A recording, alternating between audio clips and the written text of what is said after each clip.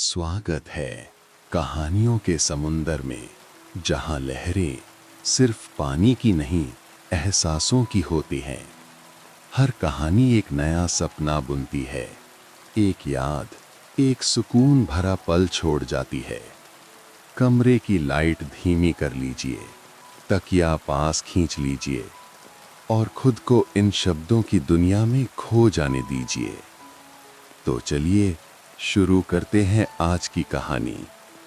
गांव का नाम था नदियापुर। मानचित्र पर शायद बहुत छोटे अक्षरों में लिखा होगा, पर उसके भीतर की दुनिया किसी भी बड़े शहर से कम नहीं थी। मिट्टी की सड़कें, जगह जगह छोटे छोटे तालाब थे जिनके किनारे बगुले चुपचाप खड़े रहते। दिन में खेतों पर हल्की हल्की आवाजें गूंजती थीं, किसानों की पुकार, बैलों की घंटी और बच्चों की हंसी। मगर शाम ढलते ही सब कुछ बदल जाता।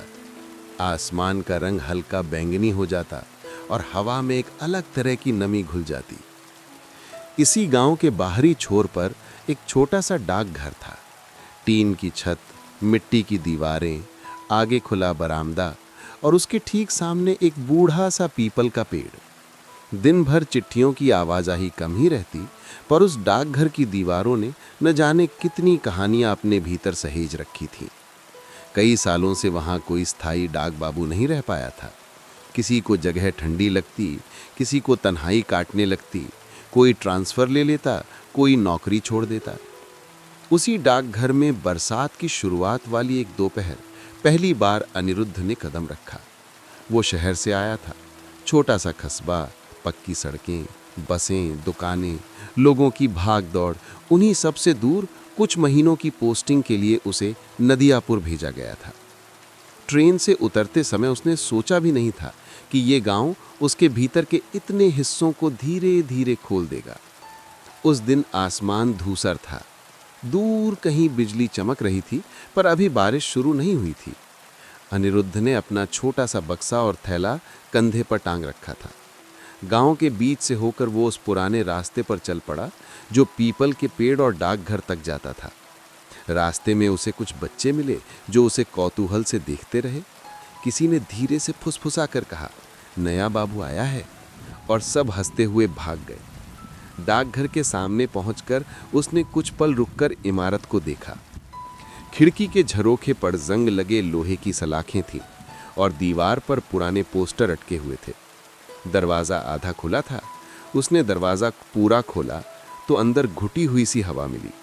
स्याही, पुराने कागज और सीलन की मिली जुली महक। कमरे के बीचों बीच एक पुरानी मेज, दो लकड़ी की कुर्सियां, एक कोने में अलमारी और दीवार पर लटका कैलेंडर था जो 3 महीने पीछे की तारीख पर अटका हुआ था। अनिरुद्ध ने थैला जमीन पर रख दिया और गहरी सांस ली।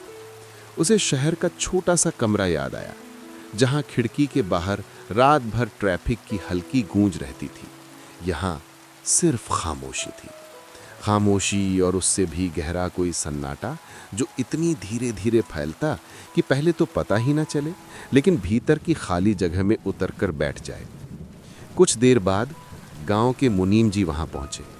उन्होंने औपचारिकता में नमस्कार किया, कागजात दिखाए, मेज के दराज में रखी पुरानी सील, ताखे पर रखी डाक की बोरियां और रजिस्टरों का हिसाब बताते रहे। अनिरुद्ध सुनता रहा, सिर हिलाता रहा। उसे सब कुछ समझने में समय लगेगा, ये बात वो खुद जानता था। मुनीम जी चले गए तो कमरे में फिर वही खामोशी उतर आई। बाहर से कभी कभार गायों की घंटी की आवाज आती, फिर दूर मंदिर की घंटी का छोटा सा स्वर जो हवा में घुल कर खो जाता। अनिरुद्ध ने मेज पर एक छोटा सा तेल का दिया जला दिया। पीली लौ ने कमरे को हल्की सी गर्माहट दे दी। उसी रोशनी में उसने मेज पर फैले रजिस्टरों को देखना शुरू किया। तारीखें, नाम, पते, कितने सारे लोग जिनका चेहरा उसने कभी नहीं देखा था, पर जिनकी चिट्ठियां अब कुछ समय तक उसकी जिम्मेदारी थी। शाम धीरे धीरे उतरने लगी। बरामदे में खड़े होकर जब उसने बाहर की ओर झांका तो देखा कि पीपल के पत्ते हवा में हल्के हल्के कांप रहे हैं। आसमान की दिशा से लग रहा था कि अब बूंदें कभी भी गिर सकती हैं। उसने अपना तौलिया खिड़की के पास टांग दिया ताकि भीग जाए तो काम आ सके। फिर वो थकान से भरकर बरामदे की कुर्सी पर बैठ गया, अकेला। उसी समय डाकघर की बाईं ओर बने कुएं से एक छोटी सी आवाज आई, जैसे कोई पानी खींच रहा हो। अनिरुद्ध ने गर्दन मोड़कर देखा। लगभग 13-14 वर्ष की एक पतली सी लड़की, बालों को मोटी चोटी में बांधे, फटी सी किनारी वाली सलवार कमीज पहने रस्सी से बाल्टी खींच रही थी। उसका शरीर बारीक था, पर हर हरकत में एक सधी हुई ताकत दिख रही थी। वो इतनी सहजता से काम कर रही थी जैसे ये उसका रोज का काम हो। वो बाल्टी को खींचकर घड़े में उंडेलती, फिर दूसरी बाल्टी भरती और उठाकर अपने सिर पर रख लेती। पहली बार उसने गर्दन उठाकर डाकघर की दिशा में देखा। दोनों की नजरें थोड़ी देर के लिए मिलीं। लड़की की आंखों में संकोच था, पर जिज्ञासा भी। अनिरुद्ध को लगा जैसे उसने ऐसे चेहरे पहले भी देखे हैं, स्टेशन पर, गांवों में, शहर के किनारों पर इन आंखों में कुछ अलग था, स्याह, गहरी और भीतर तक चौकन्नी। उसने धीमे से कहा, डाकघर में पहले बाबूजी होते थे, उनका तबादला हो गया। अनिरुद्ध हल्का सा मुस्कुराया। तो अब मैं हूं यहां कुछ दिनों के लिए? लड़की ने सिर हिलाया। अच्छा, उसने इतना ही कहा और घड़ा संतुलित करते हुए आगे बढ़ गई। उसकी चाल में एक आदत थी, ना उतावलापन, ना आलस्य। अनिरुद्ध ने उसे जाते हुए देखा और सोचा कि इस गांव में शायद यही होना है। कुछ चेहरे रोज दिखेंगे और फिर उनकी आदत हो जाएगी। पहली रात आसान नहीं थी। डाकघर के पीछे बने छोटे कमरे में उसकी खटियां लगाई गई थी। एक छोटी सी खिड़की, छत पर टीन और दीवारों पर मकड़ी के जाले। रात को बारिश शुरू हो चुकी थी। बूंदें टीन पर पड़ती तो ऐसा लगता मानो कोई लगातार दरवाजा खटखटा रहा हो, मगर अंदर कोई नहीं था, सिर्फ वो खुद। उसने रजाई माथे तक खींच ली, आंखें बंद की, पर नींद आने से पहले यादों, अनिश्चय और जिम्मेदारी का एक लंबा गलियारा था। अगले दिन सुबह थोड़ी साफ हुई, हवा में ठंडक थी। अनिरुद्ध ने अपने लिए चाय बनाई, बगल वाले चूल्हे पर पानी गर्म किया और बरामदे में खड़े होकर आसमान देखा। गांव धीरे धीरे जाग रहा था। कुछ औरतें घड़े लेकर कुएं की ओर जा रही थीं, बच्चे आधी खुली आंखों से घर के बाहर झांक रहे थे। उसी कच्चे रास्ते से वही लड़की फिर दिखाई दी, इस बार एक खाली बाल्टी के साथ। वो डाकघर के सामने से गुजरी तो उसके कदम धीमे पड़ गए। अनिरुद्ध ने मुस्कुराकर पूछा, नाम क्या है तुम्हारा? लड़की ने आंखें नीचे करते हुए जवाब दिया, रानी। रानी? उसने हल्की हैरानी से दोहराया। अच्छा नाम है। रानी ने कंधे उचकाकर कहा, सारे लोग रानी नहीं कहते, कुछ बस ओए कहकर बुला लेते हैं। ये कहते हुए उसकी आवाज में हल्की सी खटास और थकान आ गई, शायद आदत बन चुकी थी। अनिरुद्ध ने धीरे कहा, तो मैं तुम्हें रानी ही कहूंगा। वो कुछ नहीं बोली, पर उसके चेहरे पर फैलती हल्की सी मुस्कान अनिरुद्ध ने साफ देखी। उसे लगा कि इन छोटी छोटी मुस्कानों में ही इस गांव की पूरी गर्माहट छिपी है। धीरे धीरे रानी का आना जाना बढ़ने लगा। पहले तो वो सिर्फ कुएं से पानी लेने आती, फिर कभी कभार डाकघर के अंदर झांकती, कभी तमाशा समझकर बाहर से ही मेज और कागजों को देखती। एक दिन अनिरुद्ध ने उससे कहा, अंदर आकर बैठ जाओ, सड़क पर खड़े रहने से अच्छा है। वो हिचकिचाई, पर फिर धीरे से बरामदे में आकर एक कोने में बैठ गई। ये सब किसका काम है? उसने मेज की ओर इशारा करते हुए पूछा। ये सब चिट्ठियां हैं, अनिरुद्ध ने रजिस्टर खोलते हुए कहा। लोग अपने घर वालों को, अपने प्यारों को, अपने शहरों को लिखते हैं। मैं बस ये यकीन दिलाता हूं कि उनकी बातें सही जगह तक पहुंचे। रानी मंत्रमुग्ध होकर रजिस्टर के पन्नों को देखती रही। उसे अक्षर सही से नहीं आते थे, पर लगता था कि हर नाम के पीछे एक चेहरा होगा, हर पते के पीछे एक घर। तुम्हें पढ़ना लिखना आता है? अनिरुद्ध ने पूछ लिया। रानी ने शर्माते हुए सिर हिलाया। थोड़ा बहुत नहीं, बिल्कुल नहीं। सीखना चाहोगी? उसने सहजता से पूछा। रानी ने उसकी ओर ऐसे देखा जैसे किसी ने पहली बार सचमुच उसकी ओर ध्यान से देखा हो। मैं? उसने धीमे से कहा। हाँ, तुम। अगर रोज आकर थोड़ी देर बैठ जाया करो तो मैं तुम्हें अक्षर सिखा सकता हूं।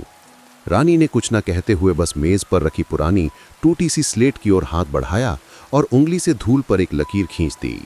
शायद इस लकीर के दोनों छोरों पर उसकी जिंदगी के दो रूप थे, एक जिसमें बस काम और आदेश थे और दूसरा जिसमें थोड़ा सा सीखना, थोड़ा सा अपना होना था। उसी शाम जब सूरज ढलने लगा और आसमान हल्का सुनहरा हो उठा, रानी फिर आई। इस बार उसके हाथ में बाल्टी नहीं थी। वो चुपचाप बरामदे में बैठ गई।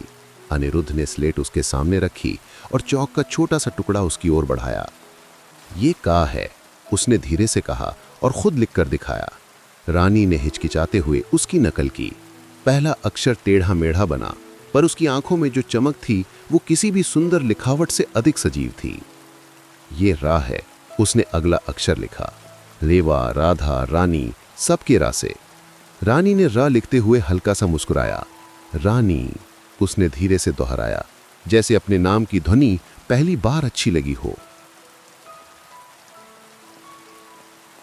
उस रात अनिरुद्ध को महसूस हुआ कि डाकघर की दीवारों में अब उतनी ठंडक नहीं है। कमरे में अकेलापन तो था, पर अब वो कड़वा नहीं लगता था। उसे लगा कि ये छोटा सा गांव, ये पुराना डाकघर और वो लड़की जो पहली बार अक्षर सीख रही है, शायद उसकी तन्हाई का थोड़ा भार बांट रहे हैं। और कहीं दूर अपने छोटे से कमरे में रानी भी देर तक जागती रही। उसे उन अक्षरों की आकृति याद आती रही, क, र, और एक सपना जो शायद उसने पहली बार अपने लिए सोचा था कि वो भी कभी किसी को चिट्ठी लिख पाएगी। शायद किसी को नहीं, बस अपने आप को ही सही। बरसात का मौसम जैसे जैसे आगे बढ़ रहा था, नदियापुर और भी नरम होता जा रहा था। दिन में धूप कभी कभी बादलों के साथ लुका छिपी खेलती, पर शाम ढलते ही हवा में नमी घुल जाती। पीपल के पेड़ के नीचे की जमीन हमेशा थोड़ी सी गीली रहती, जैसे वहां से मिट्टी की खुशबू हटती ही ना हो। डाकघर की दुनिया अब पहले जैसी नहीं रही थी। अनिरुद्ध के लिए वो सिर्फ एक सरकारी दफ्तर नहीं था, जहां आकर वो रजिस्टर भरता और सील लगाकर दिन खत्म कर देता। अब वहां एक छोटी सी आवाज थी, हल्के कदम थे, अधूरी लिखावट वाले अक्षर थे, और उन्हीं सबके बीच उसे लगता था कि समय थोड़ी देर के लिए थम जाता है। रानी अब लगभग रोज शाम को आ जाती।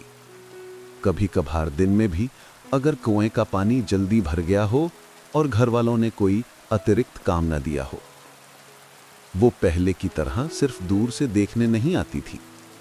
अब वो डाकघर के पुराने फर्श पर बैठ जाती, स्लेट अपने घुटनों पर रख लेती और चौक से अक्षर बनाती रहती। अनिरुद्ध एक छोटे गुरु की तरह धीरे धीरे और धैर्य से उसे सिखाता। न कोई डांट, न कोई जल्दी। जैसे किसी पौधे को बस धूप और पानी दे दिया जाए, बाकी वो खुद बढ़ना जानता हो।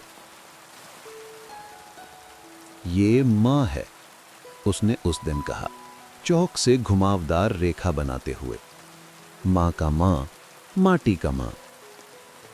रानी ने उसकी नकल की, पर रेखा थोड़ी टेढ़ी बन गई। वो ठिठक कर देखने लगी, फिर हल्के से हंसी। मेरा माँ तो किसी और जैसा लग रहा है।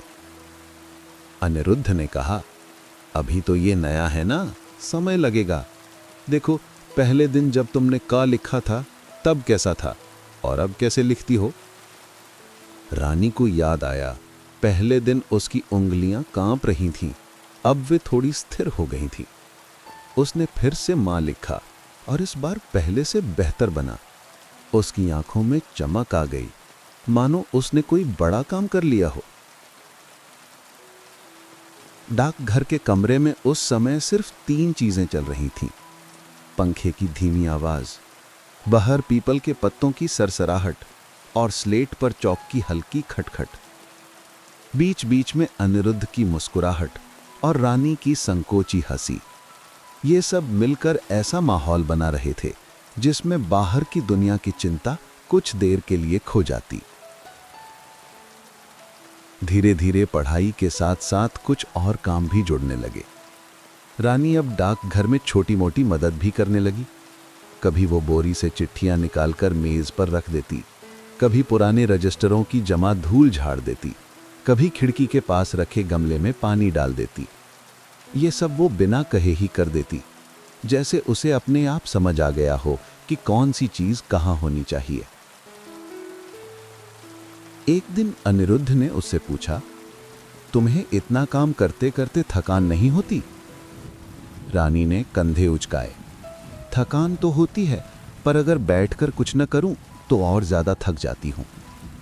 ऐसा कैसे? अनिरुद्ध ने मुस्कुराकर पूछा।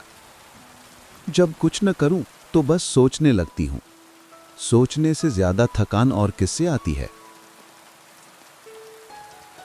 अनिरुद्ध ने उसके चेहरे को ध्यान से देखा। उम्र छोटी पर बातें गहरी थीं। उसे लगा कि ये लड़की जिंदगी को किसी और तरह से देखती है, जैसा वो खुद भी शायद नहीं देख पाया। उसके मन में हल्का सा दर्द उठा, पर वो चुप रहा। गुरु की तरह बैठकर उसने अगला अक्षर लिखना शुरू कर दिया। कुछ ही हफ्तों में रानी छोटे छोटे शब्द पढ़ने लगी। पहले अपना नाम पहचानना सीखा, फिर डाकघर, गांव, नदिया जैसे शब्द। एक दिन अनिरुद्ध ने परीक्षा लेने के अंदाज में एक पुराना लिफाफा उसके सामने रख दिया। देखो, इस पर क्या लिखा है, पढ़ सकती हो? उसने नरमी से पूछा। रानी ने लिफाफे को दोनों हाथों से पकड़ लिया, जैसे कोई अनमोल वस्तु हो। आंखें सिकोड़कर अक्षरों को पहचानने की कोशिश की। श, श्री। उसने रुक रुक कर पढ़ा। श्री रघुनाथ प्रसाद, नदियापुर। लिखावट थोड़ी टेढ़ी थी, पर शब्द सही निकल आए। अनिरुद्ध के चेहरे पर सच्ची खुशी उतर आई। बहुत अच्छी, उसने धीरे कहा। रानी ने एक सांस में राहत की हवा ली, जैसे किसी लंबी दौड़ को वो बिना गिराए उसने पार कर लिया हो। एक दिन तुम खुद भी चिट्ठी लिखोगी? अनिरुद्ध ने सहजता से कहा। किसे? रानी ने तुरंत पूछा। उस सवाल पर उसके चेहरे पर एक अजीब सी गंभीरता छा गई। शायद उसे याद आया कि उसके जीवन में ऐसा कोई नहीं जिसे वो चिट्ठी भेज सके। कोई दूर का अपना, कोई दोस्त, कोई रिश्तेदार। अनिरुद्ध ने उसकी आंखों में वो छाया देखी और कुछ पल चुप रहा। अपने आप को, उसने अंत में कहा। कभी अपने लिए लिखना कि तुम्हारा दिन कैसा गया, या किसी ऐसे को जिसे तुमने कभी देखा ना हो। कभी कभी अनजाने लोगों को लिखी बातें भी दिल हल्का कर देती हैं। रानी ने धीरे से हिलाया। उसे नहीं पता था कि भविष्य में वो सचमुच किसी को लिखेगी या नहीं, पर यह महसूस हुआ कि अब उसके पास एक नया माध्यम है, शब्द। और शब्दों का मतलब था कि वो सिर्फ सुनने वाली नहीं रहकर कहने वाली भी बन सकती है। दिन अपने अपने रूप में गुजरते रहे। बारिश कभी तेज हो जाती, कभी बस बादलों की धमकी रहती। डाकघर के बरामदे पर पानी की छोटी छोटी धारियां जमा हो जाती, जिन्हें रानी अपने पांव से काटकर अंदर चली आती। कभी कभी वो खुद हंस पड़ती जब चप्पल फिसल जाती, और अनिरुद्ध उसकी धीमी हंसी में शामिल हो जाता। इन सब के बीच अनिरुद्ध के मन में भी कुछ बदल रहा था। जब वो पहली बार नदियापुर आया था तो उसने सोचा था ये सिर्फ नौकरी की एक पोस्टिंग है, कुछ महीने रहकर वो किसी और जगह चला जाएगा। पर अब जब वो शाम को अकेले कमरे में बैठता, उसे लगता था कि दिन में जो कुछ हुआ वो उसके भीतर एक अलग तरह की शांति छोड़ गया है। रानी की सीखने की उत्सुकता, उसकी छोटी छोटी बातें और हर दिन थोड़ी थोड़ी प्रगति, ये सब देखना उसे ऐसी खुशी देता था जो किसी वेतन या प्रमोशन से अलग थी। लेकिन जीवन हमेशा इतना स्थिर नहीं रहता। एक शाम जब बारिश काफ़ी तेज हो आई, गांव के कुछ बुजुर्ग डाक लेने आए। वे बरामदे में खड़े होकर भीगे कपड़ों को निचोड़ने लगे और अनिरुद्ध से शहर की खबरें पूछने लगे। बातें करते करते किसी ने अनायास ही कहा, बाबूजी, सुना है फाइल ऊपर भेज दी गई है, शायद आपका ट्रांसफ़र जल्दी हो। अनिरुद्ध चौंक गया। ट्रांसफ़र? हाँ, मुनीम जी ने भी बात को आगे बढ़ाया, जो तभी बाहर से चले आ रहे थे। विभाग में सुनने में आया है कि शहर वाले आपके जैसे पढ़े लिखे बाबू को कहीं और भेजना चाहते हैं। यहाँ तो डाक कम आती है, उन्हें लगता होगा कि आपकी काबिलियत बड़े दफ्तर में लगे। ये बात सुनकर अनिरुद्ध को भीतर से कुछ खिंचा सा लगा। उसने मुस्कुराने की कोशिश की। अभी तो खबर पक्की नहीं होगी। पक्की हो या ना हो, हवा बिना आग के नहीं उठती, एक बुजुर्ग ने हंसते हुए कहा। देखेंगे क्या होता है। बात आई गई हो सकती थी, पर अनिरुद्ध के मन में वो टिक गई। रात को जब सब लोग जा चुके थे और वो मेज पर बैठकर रजिस्टर बंद करने लगा, तो उसे लगा कि कमरे की दीवारें थोड़ी थोड़ी सिमट सी गई हैं। जिसे जगह वही है, पर अब उसमें एक अनजाना सवाल भी आ बैठा है। रानी उस शाम थोड़ी देर से आई। उसके कपड़े आधे भीगे थे, बालों से पानी टपक रहा था। अनिरुद्ध ने झट से उसे अंदर बुलाया। इतनी बारिश में बाहर क्यों घूम रही थी? रानी ने हंसकर कहा, कुएं पर पानी जरा ज्यादा भराया था, उसी में देरी हो गई। सोचा आज अक्षर दोहरा कर ही जाऊंगी। उसकी मासूम योजना सुनकर अनिरुद्ध का मन भारी होते हुए भी हल्का हुआ। उसने सोचा, क्या उसे अभी से बताना चाहिए कि शायद कुछ दिनों में सारी दिनचर्या बदल सकती है? पर फिर उसे लगा, जब तक बात पक्की न हो अनावश्यक चिंता देना ठीक नहीं। उसने स्लेट निकालकर रानी की ओर बढ़ा दी। चलो आज पूरा शब्द लिखते हैं, अपना नाम पूरा लिखो। रानी ने चौक उठाया। उसने पहले र लिखा, फिर आ, फिर नी। थोड़ी देर के अभ्यास के बाद स्लेट पर साफ साफ उभर आया, रानी। वो चमकती आंखों से स्लेट को देखती रही। ये मेरा नाम है जो मैंने खुद लिखा, उसने जैसे खुद से कहा। अनिरुद्ध ने सिर हिलाया। हाँ, और एक दिन तुम किसी और का नाम भी ऐसे ही लिखोगी। जैसे? रानी ने उत्सुकता से पूछा। अनिरुद्ध कुछ देर चुप रहा। उसकी नजरें अनजाने में उस दीवार की ओर चली गईं जहां भारत का नक्शा टंगा था। उसके मन में शहर, पुराने मित्र, अपना परिवार, कई नाम उभर आए। फिर उसने सरल उत्तर दिया, जैसे किसी दोस्त का, जैसे किसी बाबू का जो कभी यहाँ डाकघर में काम करता था।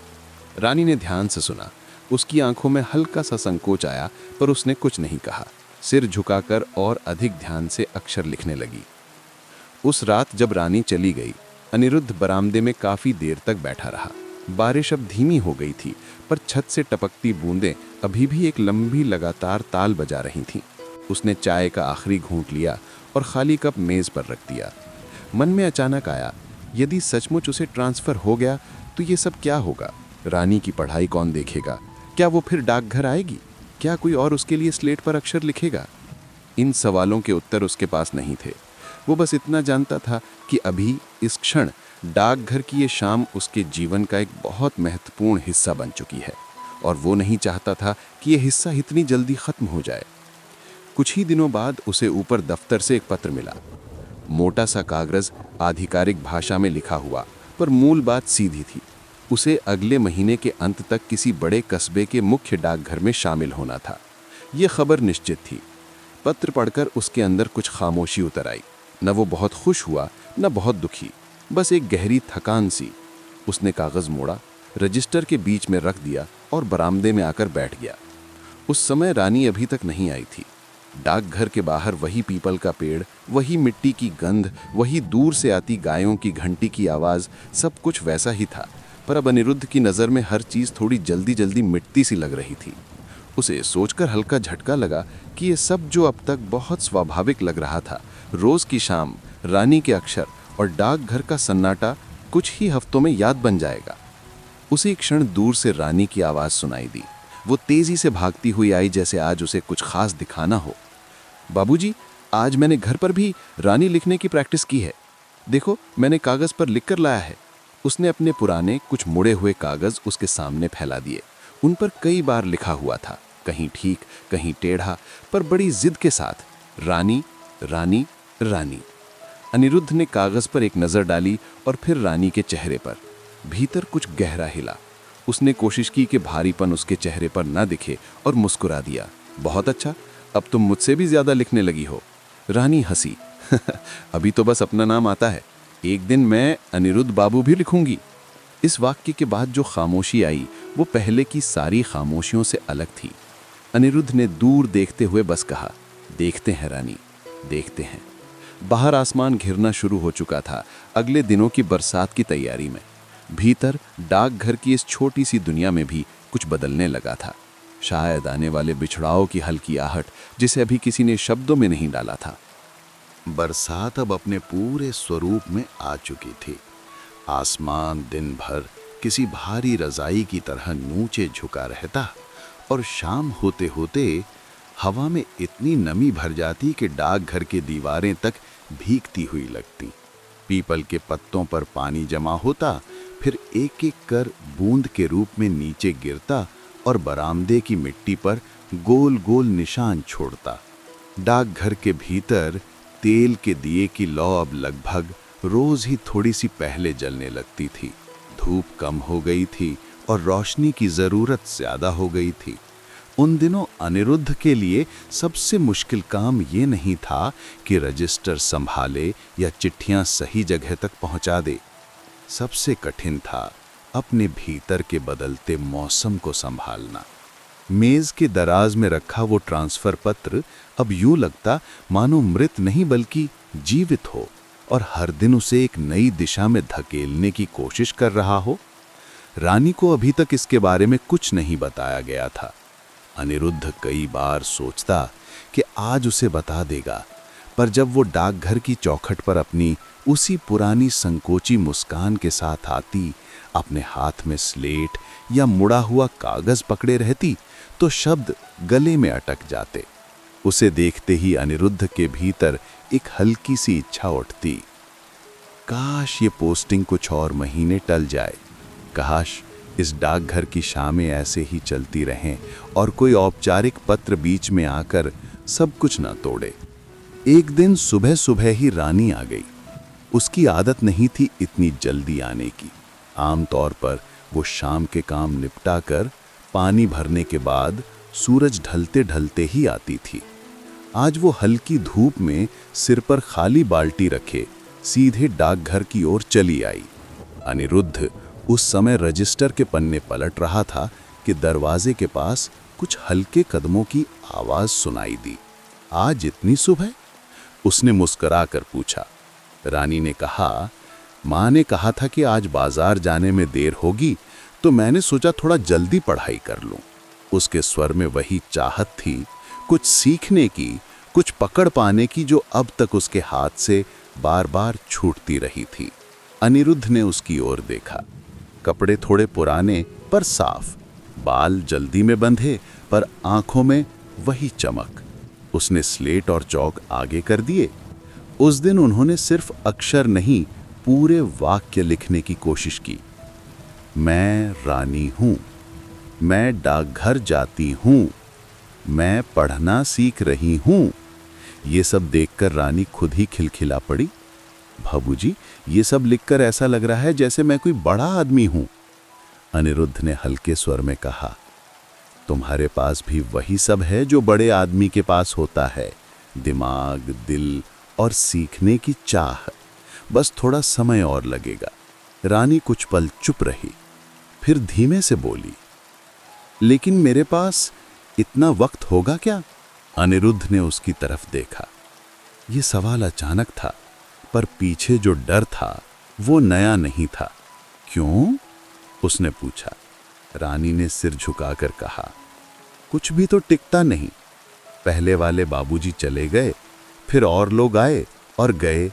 कभी कभी लगता है कि शायद मैं भी कहीं और भेज दी जाऊंगी, या आप चले जाओगे। ये आखिरी शब्द अनिरुद्ध के दिल पर सीधा लगा। उसने एक पल के लिए आंखें बंद की। उसे लगा आज शायद बात आगे बढ़ ही जानी चाहिए, पर उसने खुद को रोका। तुम अभी इतना मत सोचो, धीरे कहा। जितने दिन हैं उनमें जितना सीख सकते हो सीखो। जो चीज हम अपने अंदर बना लेते हैं उसे कोई बाहर से छीन नहीं सकता। रानी ने उसकी बात ध्यान से सुनी। उसे तसल्ली हुई कि कम से कम उसके सीखने पर कोई रोक नहीं है। वो फिर अक्षरों में डूब गई, जैसे हर क और माँ के बीच वो अपने दिल की किसी अनकही बात को भी लिख रही हो। दिन गुजरते गए। बारिश में कभी कमी नहीं आई, पर उनकी मुलाकातों में भी नहीं। अब रानी कभी कभी डाकघर के बाहर की दुनिया के बारे में सवाल पूछती। शहर कैसा होता है? वहाँ कितनी बड़ी बड़ी इमारतें होती हैं? क्या वहाँ भी पेड़ होते हैं? क्या वहाँ भी लोग ऐसे ही चिट्ठियाँ भेजते हैं? अनिरुद्ध उसे शहर की छोटी छोटी तस्वीरें दिखाने की कोशिश करता। हाँ, वहाँ भी पेड़ होते हैं, पर उतने शांत नहीं। वहाँ भी चिट्ठियाँ होती हैं, पर लोग कई बार उन्हें पढ़ने के बजाय रख देते हैं। वहाँ रोशनी ज़्यादा है, पर कभी कभी दिल पर अंधेरा भी भारी होता है। रानी इन सब बातों को ध्यान से सुनती। कभी हंस देती, कभी कल्पना में खो जाती। उसे लगता अगर कभी उसे शहर देखने का मौका मिले तो वह सबसे पहले किसी बड़ी सी पुस्तक की दुकान में जाएगी, जहां दीवार भर किताबें होंगी, और वो उन सब को देखते देखते ही खुश हो जाएगी। इसी बीच गांव की औरतों ने भी ध्यान देना शुरू कर दिया था कि रानी रोज डाकघर जाती है, बाबू से बातें करती है और देर तक बैठी रहती है। कोई कुछ जोर जोर से कहता नहीं, पर आंखों की भाषा बदलने लगी। कभी कभी कुएं से लौटते समय रानी को कुछ फुसफुसाहटें सुनाई देती। बहुत चतुर हो गई है, अब उसे अक्षर सीखने की भी जरूरत पड़ गई है। देखना, कल को कोई बड़ा आदमी उसे अपने हाथ से ले जाएगा। ये बातें उसके कानों तक पहुंचती, पर दिल तक जाने से पहले वो उन्हें रोकने की कोशिश करती। फिर भी रात को चारपाई पर लेटते हुए जब आसमान सिर्फ टीन की आवाज के माध्यम से दिखाई देता, रानी सोचती, क्या सच में कोई उसकी दुनिया बदल सकता है? क्या सीखने का हक सिर्फ कुछ लोगों को है? क्या उसका डाकघर आना दूसरों की निगाहों में गलत हो जाएगा, भले ही उसके मन में ये जगह किसी मंदिर जैसी हो? इन सब सवालों के बीच अनिरुद्ध का मन भी साफ नहीं था। ट्रांसफर की तारीख नजदीक आ रही थी, उसे जाना ही था। सरकार के लिए वो महज एक नाम और पद था, किसी फाइल में दर्ज एक पोस्टिंग। नदियापुर सिर्फ उसके जीवन का एक अध्याय माना जा रहा था, जिसे बंद करके अगला शुरू करना होगा। पर उसके दिल के लिए ये जगह सिर्फ पोस्टिंग नहीं थी। ये छोटा सा डाकघर उसे उसकी खुद की खामोशियों के बारे में बहुत कुछ सिखा गया था। एक रात जब बाहर मूसलाधार बारिश हो रही थी और बिजली की चमक पीली रोशनी के साथ कमरे में घुल रही थी, अनिरुद्ध ने अपने बक्से का ताला खोला। वो ट्रांसफर पत्र निकालकर देर तक देखता रहा। फिर उसने वही पत्र रानी की स्लेट के पास रख दिया, जैसे उसके मन की सच्चाई दोनों चीजों के बीच कहीं फंस गई हो। मुझे बताना ही होगा, उसने खुद से कहा धीरे धीरे। किसी और से सुनने से बेहतर है कि वो मेरी बात मुझसे ही जाने। अगले दिन मौसम कुछ साफ था, बादल छट रहे थे और नीले आसमान में सफेद टुकड़े तैर रहे थे। पीपल के नीचे मिट्टी सूखने लगी थी। उस दिन रानी देर से आई। उसके चेहरे पर कुछ थकावट थी, पर आंखों में वही उम्मीद झलक रही थी। आज देर हो गई, उसने आते ही कहा। घर में कुछ मेहमान थे, माँ ने काम ज्यादा दे दिया। अनिरुद्ध ने सिर हिलाया। उसे लगा अब बात शुरू करनी चाहिए। रानी, उसने थोड़ी गंभीरता से कहा, आज पढ़ाई से ज्यादा बात करनी है। रानी ने उसके स्वर में बदलाव महसूस किया। वो कुर्सी के पास बैठ गई, जैसे कोई महत्वपूर्ण बात सुनने को तैयार हो। क्या हुआ बाबूजी? उसने धीरे पूछा। अनिरुद्ध कुछ पल चुप रहा। उसे लगा कि हर शब्द के साथ वो कुछ तोड़ रहा होगा, पर सच छुपाना भी एक तरह का अन्याय था। ऊपर वाले दफ्तर से आदेश आया है, उसने अंततः कहा। मेरी पोस्टिंग बदल दी गई है। महीने के अंत तक मुझे शहर के बड़े डाकघर में शामिल होना है। शब्द सुनने में सरल थे, पर उनके असर से रानी का चेहरा शिथिल हो गया। उसने सिर्फ पूछा, मतलब आप यहां नहीं रहेंगे? अनिरुद्ध ने सिर हिलाया। कुछ ही हफ्तों के बाद नहीं, मुझे जाना होगा। कमरे के भीतर अचानक सब आवाजें रुक सी गईं। पंखा वैसे ही घूम रहा था। बाहर लोग अपने काम में लगे थे, पर उस छोटे से कमरे में रानी की दुनिया जैसे एक जगह पर ठहरकर बिखरने लगी। उसे लगा जैसे किसी ने धीरे से उसके पैरों के नीचे से जमीन खींच ली हो। कब से ये बात आपको पता थी? उसने धीमी आवाज में पूछा। अनिरुद्ध ने सच बताने का फैसला किया। कुछ हफ्तों से। पहले सिर्फ सुनी सुनाई बातें थीं, फिर पत्र आया। मैंने तुम्हें इसलिए नहीं बताया क्योंकि मुझे खुद समझ नहीं आ रहा था कि क्या कहूं। रानी ने उसकी ओर देखा। उसके चेहरे पर गुस्सा नहीं था, ना आंसू, बस एक गहरा खालीपन, जैसे किसी ने अचानक उसके अंदर से कुछ उठाकर निकाल लिया हो। कुछ पल वो कुछ बोले बिना बैठी रही, फिर धीरे से उठी। तो पढ़ाई? उसने अपने शब्दों से खुद को संभालते हुए कहा। अब कौन सिखाएगा? अनिरुद्ध के पास इसका कोई आसान जवाब नहीं था। उसने कहा, मैं कोशिश करूंगा कि जो भी अगला बाबू आए उसे बता दूं कि तुम्हें पढ़ना है, शायद वो भी तुम्हारी मदद कर सके। ये सुनकर रानी की आंखों में हंसी और दुख दोनों झलकने लगे। और आपकी? उसने अचानक पूछा। आपकी चिट्ठियां, आपकी बातें मुझे कौन बताएगा? अब चुप रहने की बारी अनिरुद्ध की थी। वो जानता था कि उनके बीच जो नाता बन गया है उसे कोई और पूरा नहीं कर सकता। ये रिश्ता किसी किताब में नहीं लिखा था, न किसी रजिस्टर में, पर उसके टूटने की आहट वो पहले से ही सुन पा रहा था। रानी, उसने बस उसका नाम लिया। बरसों की सीख, पढ़ाई, समझ, उसकी सारी परिपक्वता उस एक क्षण में बेबस लगने लगी। रानी ने बीच में कहा, मैं समझती हूँ, जिस तरह चिट्ठियाँ एक जगह से दूसरी जगह जाती हैं, वैसे ही लोग भी जाते हैं। कोई हमेशा एक जगह नहीं रह सकता। उसके शब्द परिपक्व लगे, उसकी उम्र से ज्यादा, पर आवाज में थकान साफ थी। वो उस दिन स्लेट पर कुछ भी नहीं लिख पाई। कुछ देर चुप बैठी रही, फिर बोली, आज के लिए इतना काफी है बाबूजी। कल शायद थोड़ा और आ जाऊंगी। रानी, अगर तुम, उसने कहना चाहा, पर वो बिना पीछे देखे बरामदे से बाहर निकल गई। उसके कदम तेज तो नहीं थे, पर हल्के भी नहीं, जैसे हर कदम के साथ वो सोच रही हो कि इस राह पर अब कितनी देर और चलना है। उसके जाने के बाद डाकघर असाधारण रूप से खाली लगने लगा। अनिरुद्ध की नज़र मेज पर पड़ी स्लेट पर थमी, जिस पर सुबह तक मैं रानी हूँ लिखा था, पर अब आधा मिट चुका था। उसे लगा जैसे उस वाक्य के साथ किसी पहचान का आधा हिस्सा भी मिट गया हो। शाम ढली, दिया फिर जला। बाहर पीपल के पत्तों पर नई बूंदें टपकने लगी।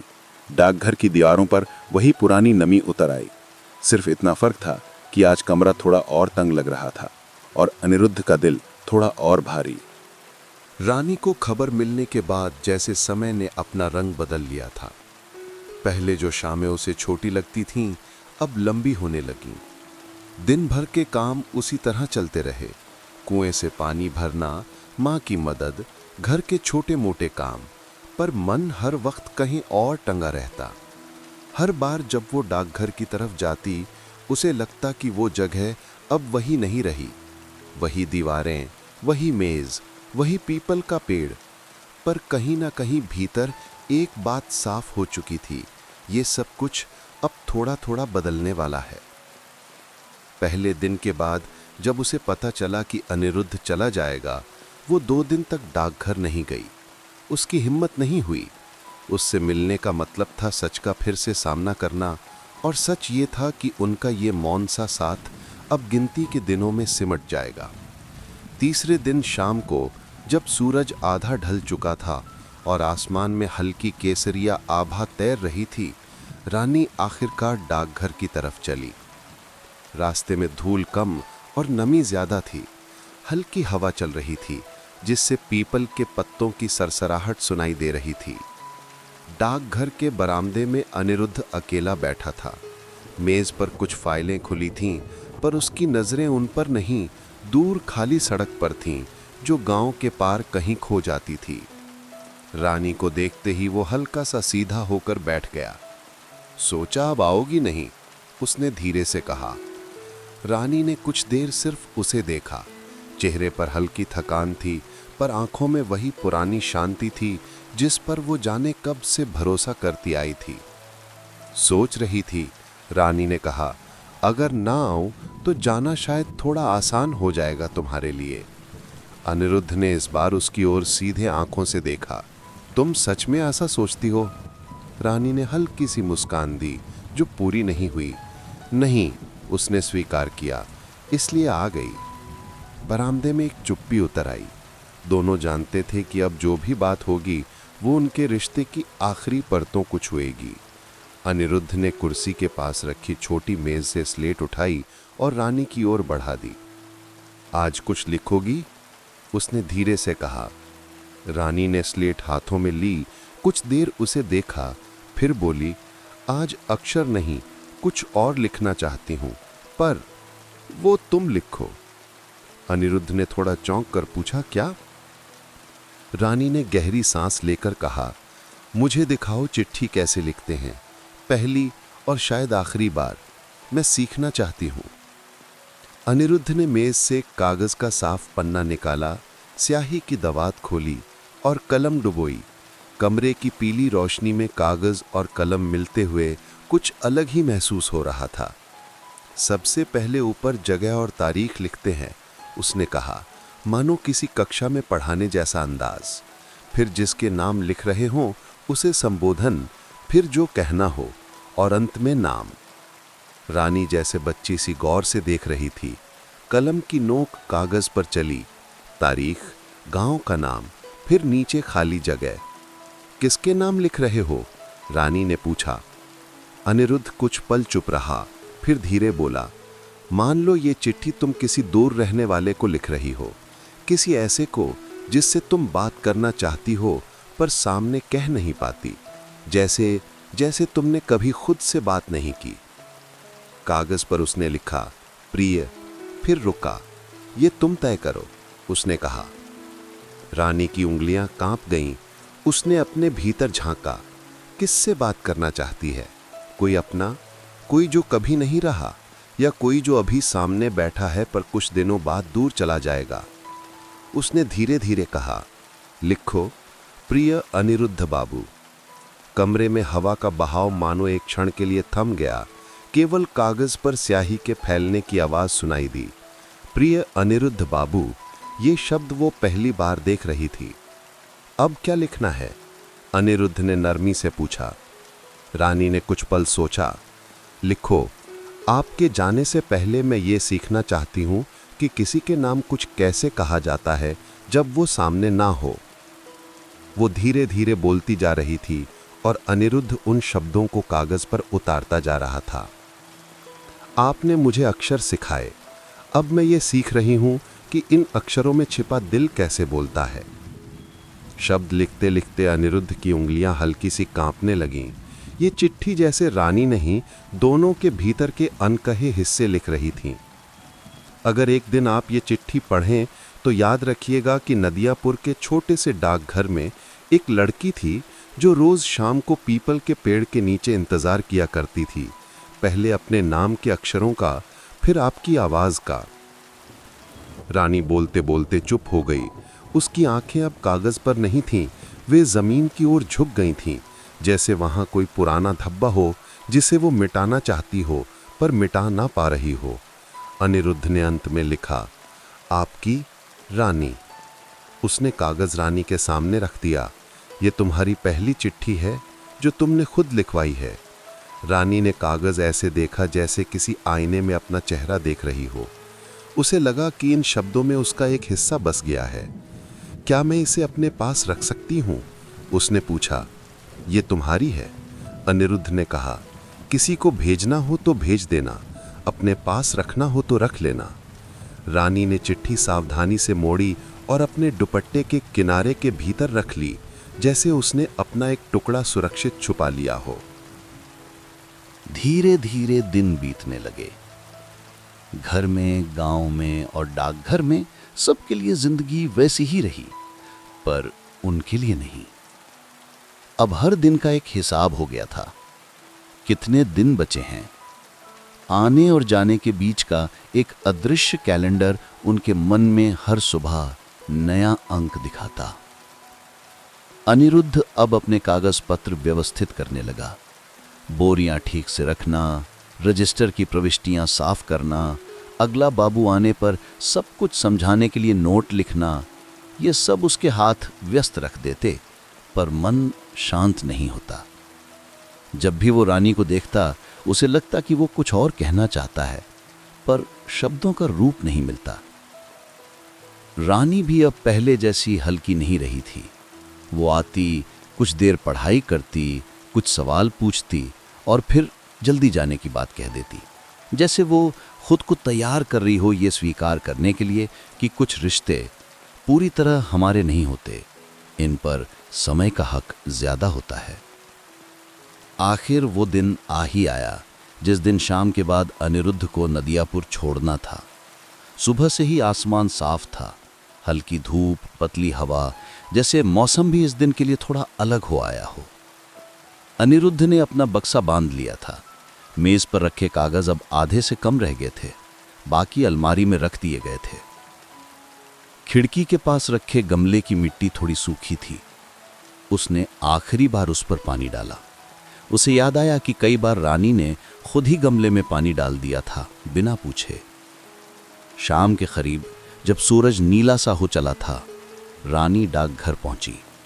आज उसके हाथ खाली थे, न स्लेट, न चौक, न कागज, बस दुपट्टे के किनारे में वही मुड़ी हुई चिट्ठी थी। बरामदे में खड़े होकर वो देखती रही कि अंदर की दुनिया आधी सिमट चुकी है। बक्सा दरवाजे के पास रखा था। मेज पर सिर्फ एक रजिस्टर और एक पुराना कलमदान बचा था। तो आज जा रहे हो? रानी ने धीमी आवाज में पूछा। अनिरुद्ध ने हाँ में सिर हिलाया।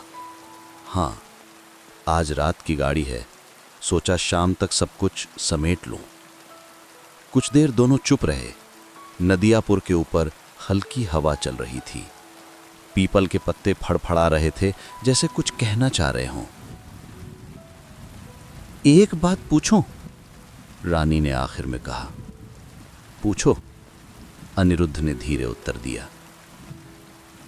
अगर आपकी मर्जी होती, रानी ने उसकी आंखों में देखते हुए पूछा, तो क्या आप रहते? यह सवाल उससे किसी ने पहले पूछा नहीं था। उसकी नौकरी, उसकी ड्यूटी, उसका जीवन सब हमेशा आदेशों से चलते रहे थे। पहली बार किसी ने पूछा कि अगर तुम्हारी मर्जी होती तो? अनिरुद्ध ने बिना लंबा विचार किए कहा, हाँ, अगर केवल मेरा बस चलता तो मैं कुछ दिन और रुकता। तुम्हारे अक्षर पूरे होते हुए देखना चाहता। डाकघर की ये शामें थोड़ी और जीना चाहता। ये सुनकर रानी की आंखें नम हो आईं, पर आंसू बाहर नहीं आए। उसने कहा, तो ठीक है, इतना जानना भी काफी है। उसने अपना दुपट्टा खोला और अंदर से मुड़ी हुई चिट्ठी निकाली। ये तुम्हारे पास रहेगी? उसने पूछा।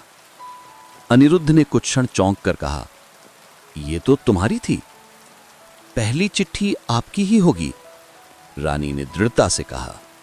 मैं सोचूंगी कि कहीं आपके बक्से में किसी रजिस्टर के बीच मेरा लिखा हुआ भी रखा है। इससे मुझे यकीन रहेगा कि नदियापुर सिर्फ मेरे लिए ही जगह नहीं थी, किसी और के लिए भी थी। अनिरुद्ध ने चिट्ठी दोनों हाथों से ली। कागज पर हल्की सिलवटें थीं, पर अक्षर साफ थे। मैं इसे संभाल कर रखूंगा, उसने शांत स्वर में कहा। और आप लिखेंगे कभी चिट्ठी? यह प्रश्न सरल था, पर जवाब मुश्किल। अनिरुद्ध जानता था कि शहर की व्यस्तता, नौकरी की मांगें, दूरी, सब कुछ उन्हें अलग दिशाओं में खींचेगा, पर वो झूठ भी नहीं बोलना चाहता था। मैं कोशिश करूंगा, उसने ईमानदारी से कहा। पर अगर कभी चिट्ठी ना भी आए तो ये मत सोचना कि मैंने तुम्हें या इस जगह को भुला दिया है। कुछ जगहें दिल की किताब में लिख जाती हैं, बिना डाक खाने की मोहर के भी। रानी ने सिर हिलाया। पूरी तरह संतोष ना सही, पर यह बात उसके समझ में आ गई थी। बाहर दूर से बैलगाड़ी की आवाज आ रही थी, शायद हाट से लौटने वालों की। गांव की रोजमर्रा की चीजें अपने ढर्रे पर चल रही थीं। किसी को पता ना था कि इस छोटे से डाकघर में अभी एक चुप्पी बोई गई है, जो आने वाले वर्षों में फूल की तरह नहीं, पर पेड़ की छाया की तरह बढ़ेगी। आखिरी बार अनिरुद्ध ने कमरे के भीतर नजर दौड़ाई। मेज, कुर्सी, अलमारी, खिड़की, दिया, सब कुछ वैसा ही था, पर उसे लग रहा था कि अब ये चीजें उसकी नहीं रहीं। उसने बक्सा उठाया, कंधे पर थैला डाला और बरामदे की सीढ़ियों तक आया। रानी सीढ़ियों के पास ही खड़ी थी। जाओ, उसने धीरे कहा। नहीं जाओगे तो रास्ता भी उलझ जाएगा। अनिरुद्ध ने कुछ कहना चाहा, पर शब्द गले में अटक गए। उसने हल्का सा सिर झुकाकर रानी की ओर देखा, मानो वही उसकी सबसे बड़ी विदाई हो, और फिर सड़क की ओर चला पड़ा। रानी वहीं खड़ी रही। उसने देखा कि अनिरुद्ध की आकृति धीरे धीरे छोटी होती जा रही है। पहले उतनी जितनी डाकघर की दीवार, फिर उतनी जितना पीपल का तना, फिर बस एक हल्का सा धब्बा, और फिर कुछ भी नहीं। सड़क खाली हो गई। शाम और गहरी हो चुकी थी। रानी ने धीरे से डाकघर के दरवाजे की ओर देखा। अंदर दिया अभी भी जल रहा था। वो कुछ कदम भीतर गई। मेज के पास पहुंचकर कुर्सी पर हल्की उंगली फेरी। लकड़ी पर अनगिनत बार किसी ने कोहनी टिकाई होगी, कुछ कहते या सोचते हुए। उसने रजिस्टर के पास पड़ी स्लेट उठाई, खाली थी। उसने चौक उठाकर धीरे लिखा, रानी, और उसके ठीक नीचे अनिरुद्ध बाबू। दोनों नाम एक ही स्लेट पर, एक ही सफेद चौक से, पर यह जानते हुए कि अब उनके बीच की दूरी शब्दों से नहीं मापी जाएगी।